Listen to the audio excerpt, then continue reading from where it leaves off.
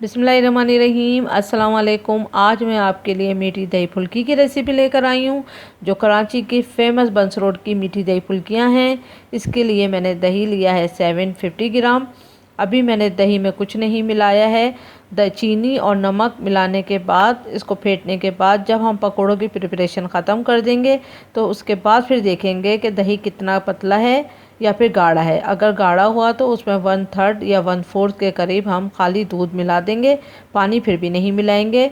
इसमें दही जो है वो थोड़ा गाढ़ा और क्रीमी से ही होना चाहिए, पतला नहीं चाहिए दही। तो अभी हम इसमें चीनी ऐड करते हैं। चीनी लिए यहाँ पर मैंने 1/2 कप और नमक लिया है मैंने 1/3 टीस्पून। अब इन दोनों चीज़ों को इसमें अच्छे से मिक्स करके और रख देंगे, और फिर बाद में देखेंगे कि इसमें ज़रूरत है दूध मिलाने की या नहीं।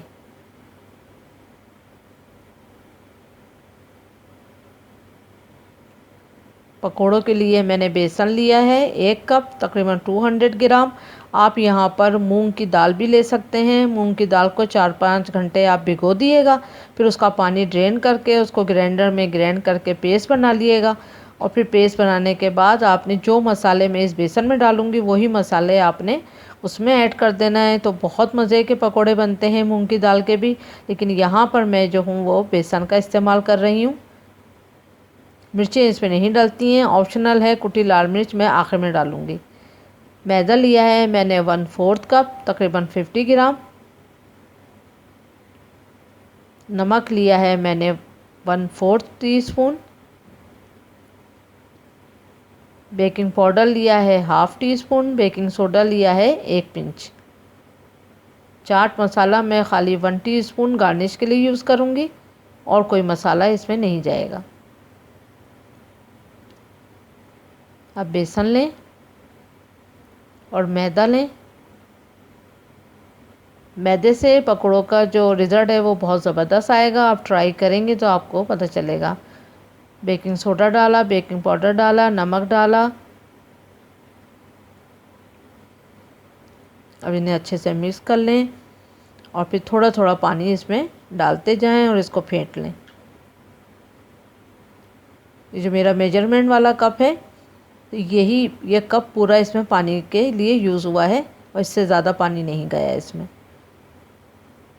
इसको अच्छे से फेंटें, तकरीबन 5-6 मिनट तक इसको अच्छे से आप फेंट लें।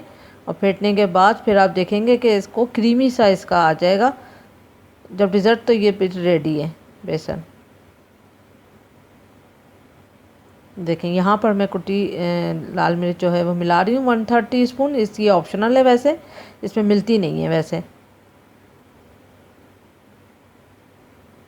इसको अच्छे से मिक्स कर लें, और एक बाउल में आप पानी ले लें 1 कप में, और फिर देख लें, आप ट्राई कर लें कि आपका बेसन जो है वो तैयार है फ्राई होने के लिए। ये बूंदी बैठ गई तो समझ लें बेसन अभी रेडी नहीं है। बूंदी आपकी तैर रही है तो अब हम इस पकौड़ों को तलने के लिए करते हैं। अगर नहीं होता फिर 2-3 मिनट और इसको फेंटते हैं। एक हमने पैन में ऑयल गरम कर लेना है। टेस्ट करें, देखें ऑयल जो है वो अच्छे से गर्म है। अब सारे पकोड़े हम तलते हैं। छोटे छोटे से आमेज़ा डालें इसके अंदर।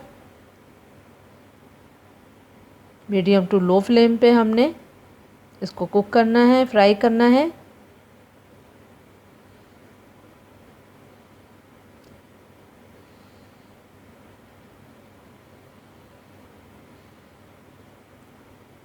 मैदे की वजह से आप देखेंगे ये बहुत स्पंज और बहुत ही सॉफ्ट पकोड़े बनते हैं।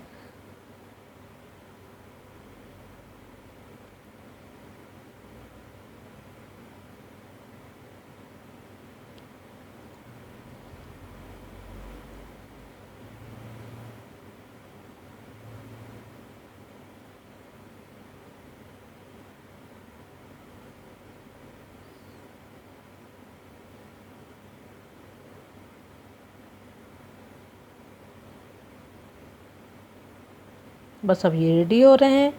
इसी तरह सारे पकोड़े जो है वो तल लूँगी। देखें सारे पकोड़े जो हैं वो तल लिए गए हैं। अब एक बाउल में पानी लेकर और इसमें 1 टीस्पून के जितना नमक डाल के अब इन सारे पकौड़ों को इसमें डीप करके छोड़ देंगे तकरीबन 10 मिनट के लिए। नॉर्मल पानी है नल का।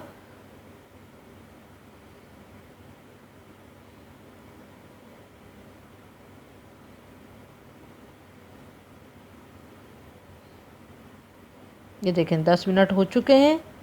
अब इनको इस तरह से प्रेस करके सब निकाल लेंगे ताकि पानी सारा इसका अंदर से निकल जाए।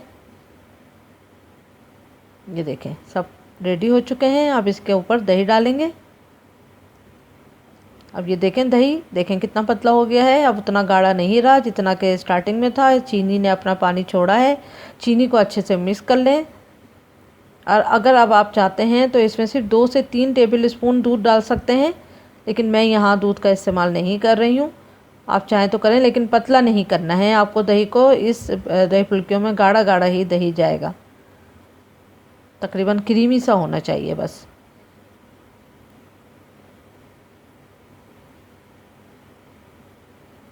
अब पकौड़ों के ऊपर सारा दही आराम से डाल दें।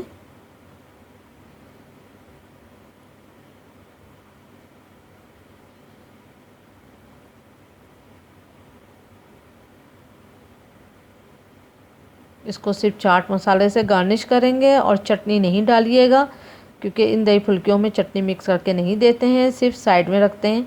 हल्का सा इसको शेक करें ताकि दही जो है सब तरफ चला जाए। इस तरह से बस ये रेडी हो चुका है। अब आप चाहें तो ज़ीरे को कूट के और भून के आप वो भी डाल सकते हैं, उसका भी पाउडर। वरना आप चाट मसाला, थोड़ा सा चाट मसाला आप डाल लें।